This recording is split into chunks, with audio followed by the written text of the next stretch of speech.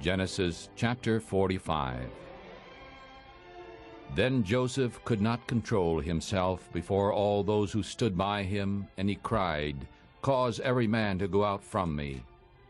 And there stood no man with him, while Joseph made himself known to his brothers. And he wept aloud. And the Egyptians in the house of Pharaoh heard, and Joseph said to his brothers, "I am Joseph. Does my father still live?" And his brothers could not answer him, for they were troubled at his presence. And Joseph said to his brothers, "Come near me, I pray you." And they came near, and he said, "I am Joseph your brother, whom you sold into Egypt. Now therefore do not be grieved, nor angry with yourselves that you sold me here, for God sent me before you to preserve life. For these 2 years the famine has been in the land, and there are still 5 years in which there shall be neither plowing nor harvest. And God sent me before you to preserve you a remnant in the earth, and to save your lives by a great deliverance. So now it was not you who sent me here, but God. And he made me a father to Pharaoh, and lord of all of his house, and a ruler over all the land of Egypt. Hurry now, and go up to my father, and say to him, So says your son Joseph, God has made me lord of all of Egypt.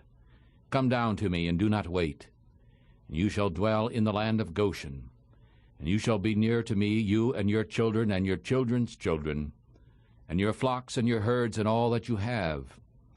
And I will nourish you there, for there are still 5 years of famine, lest you and your household and all that you have come to poverty. And behold, your eyes shall see, and the eyes of my brother Benjamin, that is in my mouth that speaks to you. And ye shall tell my father of all my glory in Egypt, and all that you have seen, and you shall hurry and bring down my father here. And he fell upon his brother Benjamin's neck and wept. And Benjamin wept upon his neck. Moreover, he kissed all his brothers and wept upon them. And afterward his brothers talked with him. And the report of it was heard in Pharaoh's house, saying, Joseph's brothers have come. And it was good in the eyes of Pharaoh and of his servants.